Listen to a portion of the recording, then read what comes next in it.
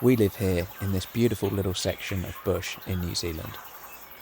That's our place. We live in a bus under that roof with the solar panels. We don't have much available flat land here, so this week I'm going to create some.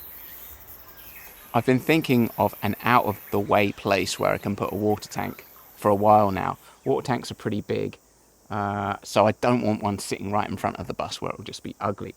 That little thicket of trees over there would be the perfect location, but the trees are in the way. So I'm just going to work out if I can cut a few of those down. Hopefully this doesn't all go horribly wrong. We tend to think of trees as ancient and majestic, so cutting them down strikes us as a destructive act. This is not a mature native forest. This is regenerative growth. It's covered with fast-growing species like Carnica that grow quickly, die quickly, and rot quickly to create good soil, paving the way for the forest giants. This is the tree I want to cut down first.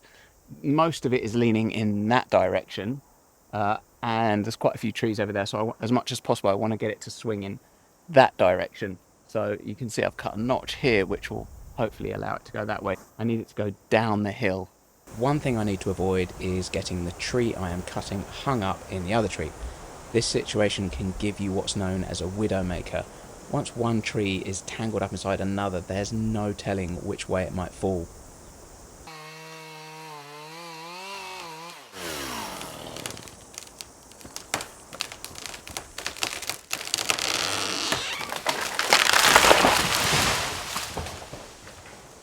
Whew.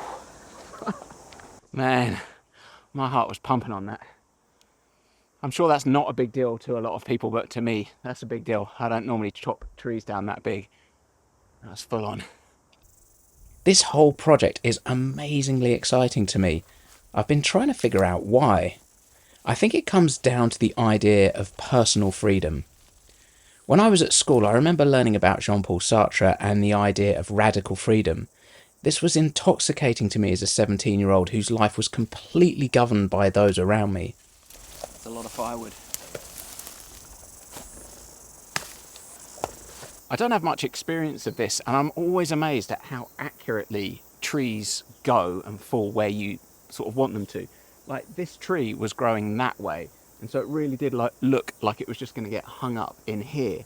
The whole thing was just curved over here. But just by cutting that notch that way, and then, I left like this much of a hinge, and it just fell exactly where the hinges cut. It's, that's how you're meant to do it, that's how it works, but I'm just as surprised how well it works.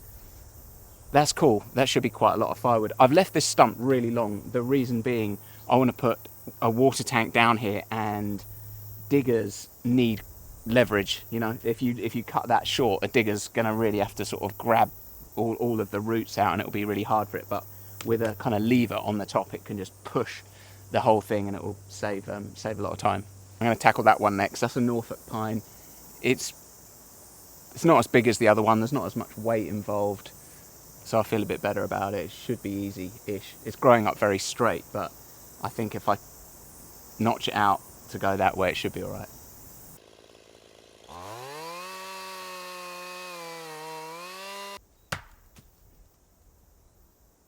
With radical freedom comes radical responsibility, and this is what the water tank is all about for me.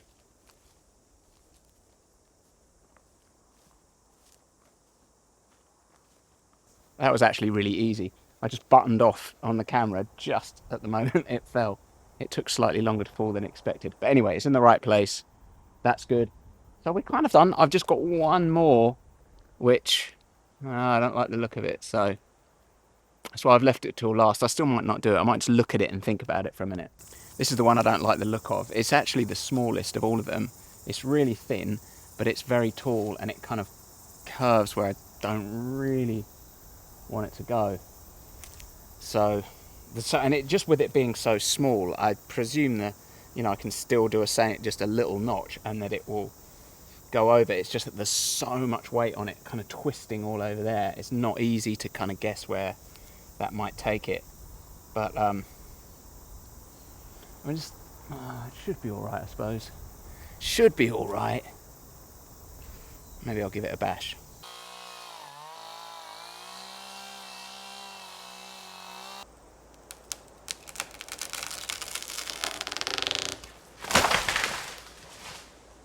That was easy. Went where it was meant to. Just got to get rid of that one now. Fairly small, just a rotten one. Shouldn't be any problem. And that's it, done.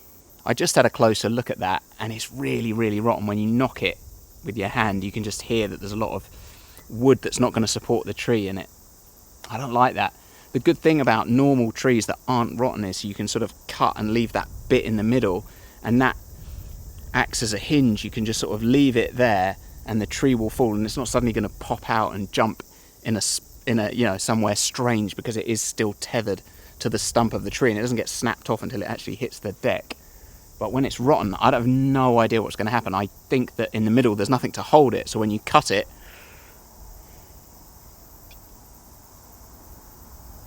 it's not that big, otherwise I wouldn't do it. Alright, let's do it.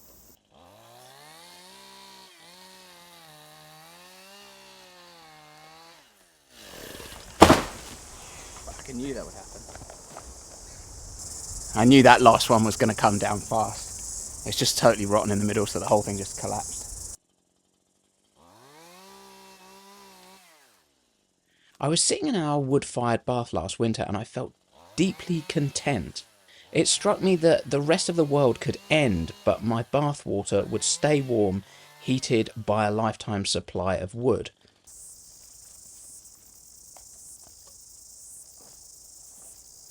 The soft glow of the lights would remain as the solar power would keep ticking over. Fairly obviously, I'd starve once the shops were out of food, but this is a feeling that I get from being self-reliant in just one small area of my life. That gives us a really good amount of usable space. It's on a slope, like about that kind of level, but the digger will be able to get rid of that earth really easily, and then we can just put a pad in, and then that'll allow us to put a large water container here, and it's nice and out of the way.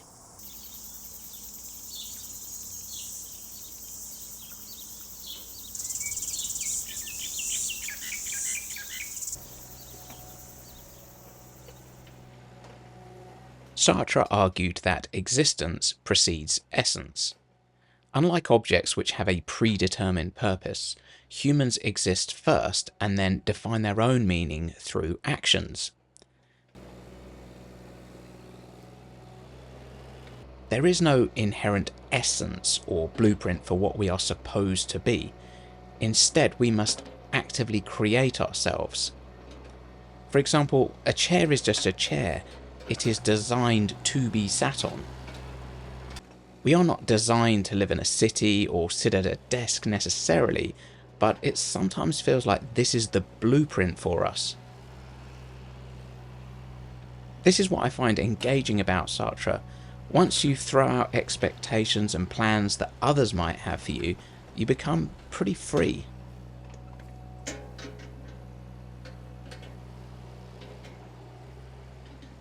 So this is the finished product. It's pretty big actually, it's like 3.5 meters wide, so 12 foot. The perfect size for a big tank.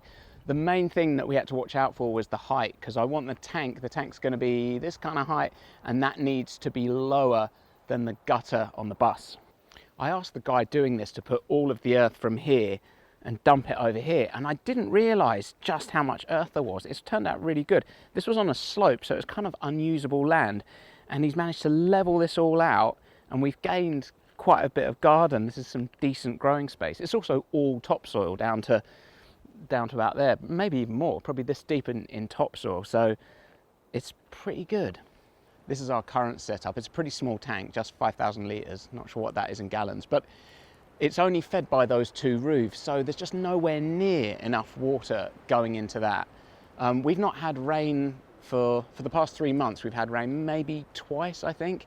It's been an amazingly dry summer, and you can get through a tank of that size fairly quickly with just 2 people taking showers, and that's why I need a bigger tank. So the tank that's going over there will be 5 times bigger than that one.